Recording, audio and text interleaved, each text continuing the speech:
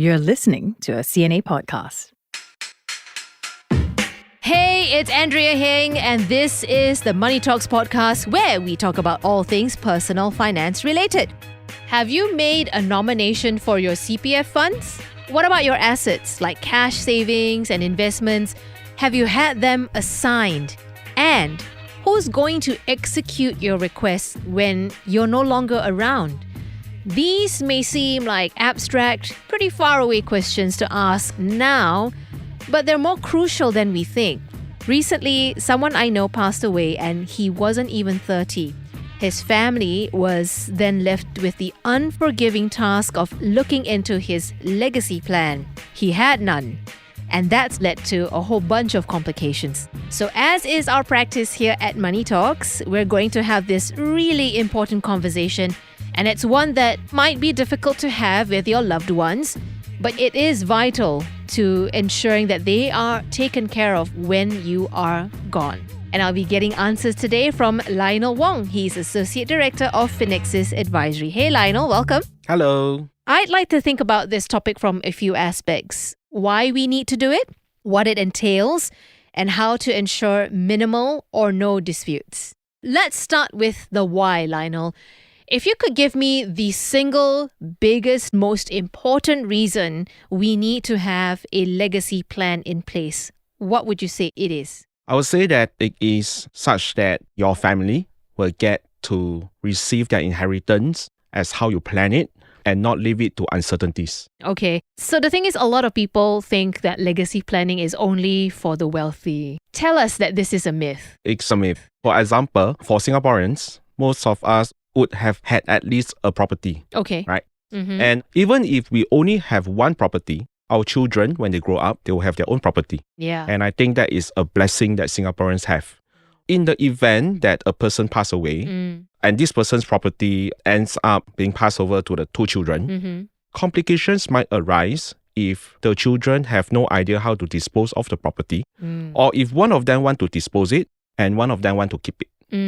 So any Singaporean can have a legacy plan written up? Yes, even a simple one. Okay. And what are the most important questions that we need to ask ourselves in order to answer the biggest question of all, who gets what? Most of us would not have thought of this, but I think the best way to get this answer is to actually discuss this with the family. I know that it's difficult. Some parents will say that, no, I don't want my children to know. Some clients will say that inheritance is evil because it creates disputes. Personally, I don't think inheritance is evil. It all boils down to communications. I've seen inheritance being passed down where, let's say, two brothers. The elder brother wants to keep it because it is his memory of his father. The younger brother, being more practical, will say, "Go, you can have it." But if this inheritance is passed down 50-50, the younger brother would then have to sell to the koko the property, and he's going to incur stamp duty. Right. Whereas, let's say this father and the two sons have a conversation, and the koko said, "Pa, I don't mind keeping your property because I'd like to have this memory." And the younger brother said, "It's okay, koko can have it." Even if the younger brother said, "I don't need this property, I don't need the money, pa, you can give everything to koko." But a plan can be drafted up so that if the father wants it, the elder son gets the 100% of the property, and the younger brother can get the equivalent of the cash. Sure. And that is a very harmonious conclusion Yeah. to how estate plan can be. Okay. So often, Lionel, when we think of legacy planning, we think about drawing up a will, right? That's the simplest representation of having an estate planned out for you. What are the most important things that this piece of paper must have? This piece of paper just contains the black and white instructions of how I want my estate to be distributed. But the more important thing will be, before we can even put it down to writing, which is the will, Right. we have to think about a lot of questions in how can we distribute this property so that a lot of our concerns are being addressed. I give an example. I'm 42 this year. A lot of my clients are around my age, and we have young children. The question that some clients have at this stage will be, what if my wife and I go overseas and somehow we don't make it back? Let's say even if you have life insurance of 1 million, 2 million, that's quite normal for Singaporeans, right? Yeah. Imagine 2 million going to young children who are still in childcare or primary school. Yeah. In the first place, they are not even of legal age to receive that inheritance. That's right. So it will fall onto the guardian.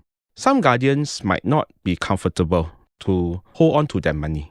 Some clients will worry that, I have this guardian. He's a family member. He's well trusted. I know he will take care of my children.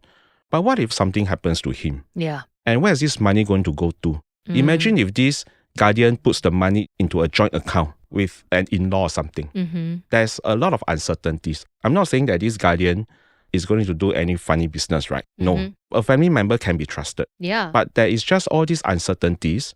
And therefore, some people might want to consider a trust Right. or some other legal arrangement. Okay. So basically, you can almost say that a trust fund in this case is almost more trustworthy than a family member, right? Because that organization is going to be able to pull this off in a very non-biased, objective manner that almost guarantees your benefactors will be taken care of according to your instructions. Yeah. The trust is readily available, Okay. even a simple one. You don't have to be rich to appoint a trust, right? You don't. So even if, let's say, you have 500,000 or even less, you can always have a trust. Okay. But you need to get a lawyer to draw up the will first and then you go to the trust? There's two ways that a trust is set up. One is a living trust, Okay. which is set up during a person's lifetime. Okay. The other trust will be set up only after the death of a person. Right. And unless this person is a business owner, most people will opt for the second option. Of course. Because that's the unforeseen circumstance, right? And you need the will so that the assets can be placed into the trust after a person's death. Okay, understood. So, Lionel, I'm also conscious of other elements that need to be included in my legacy plan or my estate plan, right? So, things like nominating your CPF funds, monies from your bank accounts, cashing out your investments, and then there's the physical assets, right? Like your HDB flat or your private home.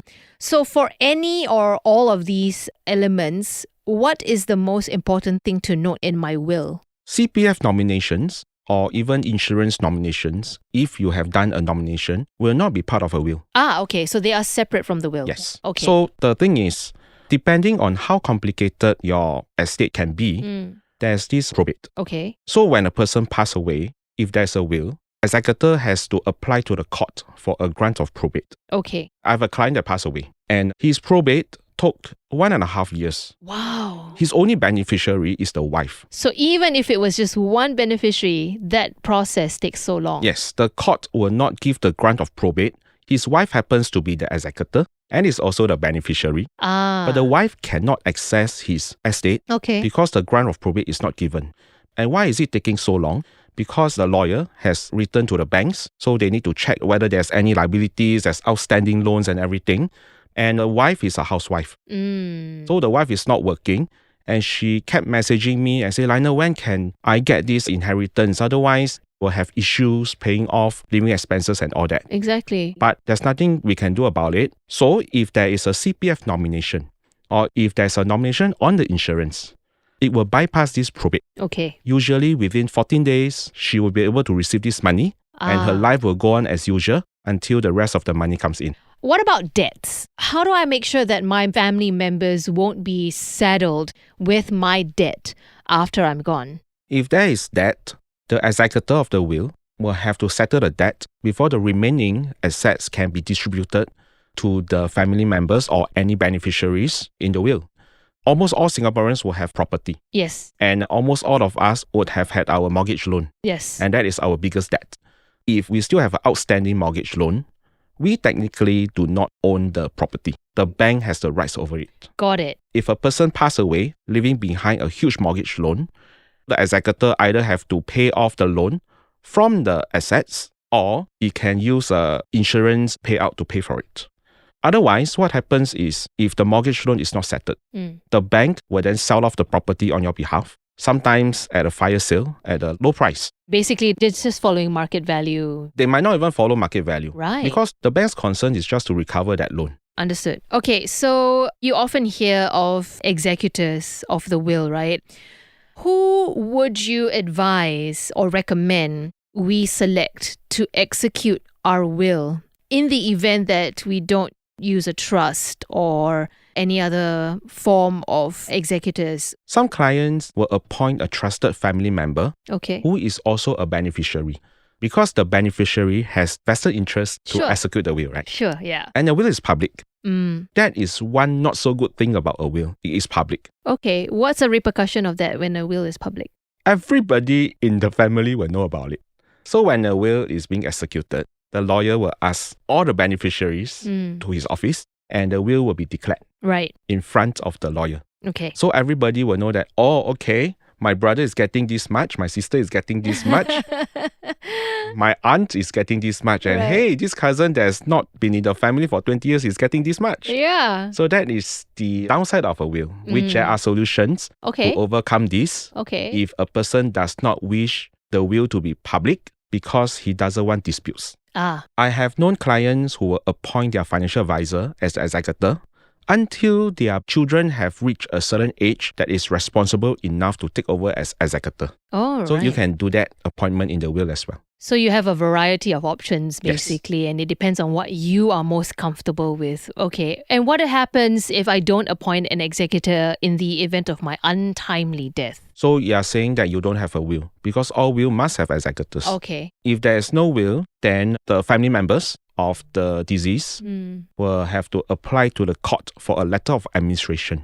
So it will go according to the legal rights. How often do we need to review our legacy plan? As and when there is milestones in life. Mm. For example, maybe the children get married, when there's grandchildren, or if there's any changes in what you believe in.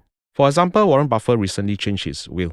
Oh, tell me more. He used to donate the majority of inheritance, if not all, to the Gates Foundation. But recently, he made changes because he believed that his children are mature enough to continue, I would say, values. So he has changed his will to benefit his 3 children instead. I see. So that's an important milestone for sure, right? But back to your question on how much time it takes for legacy, drafting the will is easy. But the legacy planning, my experience with clients can take months. Right. Partly it's also because most clients find it very difficult to think about this. On the spot, right? It's not even on the spot, they will get stuck. Yeah. And then it's such a difficult question to answer, like, how am I going to distribute this to my children? Yeah. What's fair? Or whether should my children even need so much? If they don't need so much, where is this all going? So if this is too complicated a question to answer, Singaporeans, what they do is they just put under the pillow. Until months later, Mr. Tan, have you thought about the question I asked you?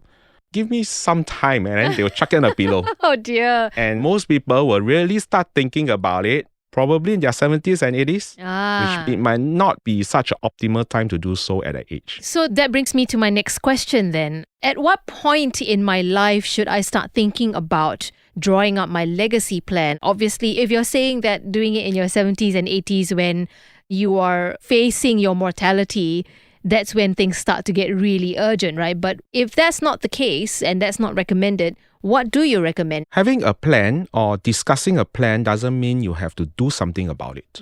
So I would say that to start thinking about it and to have a discussion about it with a professional, I'll say the minute you're married. Because you are introducing a new family member Yes. to the household, right? Especially if you want to take care of your spouse. So a person who's single, easy to think about. If accident happen, everything goes to the parents. But when a spouse comes in, we got to start thinking about how can I also take care of my spouse? And I have clients who told me that they thought if anything happens, they'll just pass all their money to the spouse to handle, and the spouse will take care of the parents for him. Yeah. But the spouse told him during a discussion with me that she rather not hold the money meant for the parents to prevent any misunderstandings, even though they are on very good terms now. Yeah, because money really changes everything, doesn't it? Yes. And the next time that a person needs to think about it will be children. So when it comes to money, things can get ugly, as we've discussed, even among family members. Sometimes especially among family members. So what do I need to have in place to minimize any unpleasantness and disagreements? I say communications is important, and also to consider the feelings of those receiving the money. Okay. I have clients who want to distribute their assets according to number of grandchildren. And realize that it is quite common. Okay. So most clients will say, by the time I go, my children are well-to-do, they don't need my money, they got no use for my money. So I do have clients who, okay, my son have one child. My daughter has 3 kids. I'm just going to divide my inheritance 4 parts, and my daughter gets 3 and my son gets 1. I see. This was done without consultation of the children. And that's causing complications. And I'll ask my client, are you sure you really want to do that?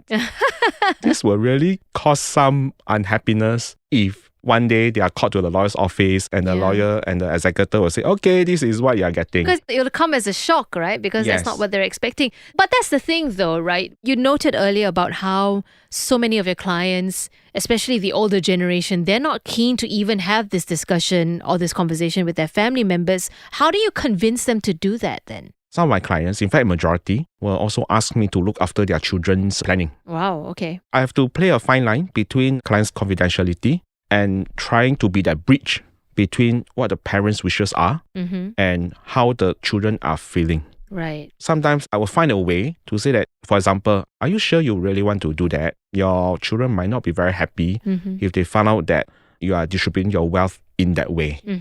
Then I might suggest, why not you can consider this? Or you can consider that. What other kinds of disputes could arise outside of family-related disagreements that you've seen? Well, thankfully, I've not met such cases yet. Okay. But if I were to imagine if there is, it will have to be businesses. Yeah, creditors, debtors. External forces that you owe money to basically in your lifetime. And especially you Chinese businesses, where there's sometimes they don't put things down in black and white. Yeah, and everything's like handwritten or just a handshake, right? Yes. And a lot of these dealings are based on friendships. Yes. Let's say upon the demise of this business owner, the family will receive the business. And out of nowhere, you have this uncle that you have never met before saying, hey, your dad owes me $1 million. It's like, what?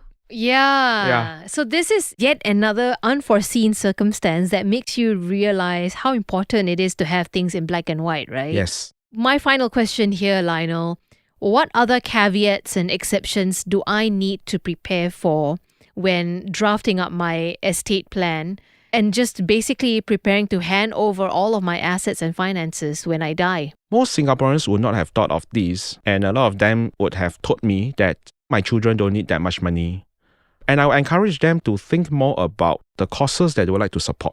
It can be charity, it can be church, it can be some religious organization. Yes. It can be anything, right? I personally would like to support in the area of education. So if I were to go, and if there's more than enough for my children to have, then I could think about, is there any education institute that I would like to support? And I can give that money to them. I think that's a really wonderful note for us to end off. So to wrap up our conversation, Lionel, here's what we must keep in mind when legacy planning. First, there's a lot of thinking to do before you even go ahead and make those plans for your finances when you leave this earth. We have to be really careful in understanding the why. Why are we doing this? And number 2, from this thought process, we're able to identify the most essential things that our legacy plan must have. Communication is absolutely key. That's the biggest lesson. And last but not least, disputes can emerge. They can't be helped, but there are solutions around it to make sure that any disagreements or unpleasantness are kept under wraps. So before we let you go, Lionel, we have a segment called Questions from a Hat. This is the fun part of the podcast. Okay. I will need you to pick one and then hand it to me and I'll ask it for you. What financial advice would you give to your 20-year-old self? That's a good question. I would be more prudent with my spendings on unnecessary items. What was the most frivolous thing that you spent your money on in your 20s? Cars. You know, after you graduate, was that a weakness? You like to drive some nice cars, right? Yeah. I had a new car once for only 8 months. Wow. My wife, then my girlfriend, was asking me, what? You're selling your car after 8 months? I said, yeah, I found a better deal. But I've gone past that stage. Okay. Now it's just a family car that can hold at least 6 of us. Yeah. And I'm quite happy with it. Right. Priorities have changed. It's as simple as that, right? And in my 20s, I keep thinking, hey, you know, it's worth it to change to a new car. But I forgot about the down payment, the interest I'm paying. That you had to take. Yeah. So if I had been more prudent back then, well, probably now I have a bit more money in my bank. We all wish for the same thing, Lionel. Thank you so much once again for your company and walking us through the really nitty-gritty details of legacy planning. Thank you. Thank you so much. Listener, we hope you enjoyed this conversation and I hope it inspires you to have your own not so comfortable but very important conversations with your family members and your loved ones about what you are going to leave behind when you leave this earth. If you have any thoughts or questions about this episode, do send us a message. This podcast is available on Apple Podcasts, Spotify, and YouTube Music. Do not forget to rate us if you are enjoying Money Talks, okay? Big thanks to the team, Crispina Robert, Tiffany Ang, Junaini Johari, Joanne Chan, and Saye Wind. I'm Andrea Heng. This has been Money Talks.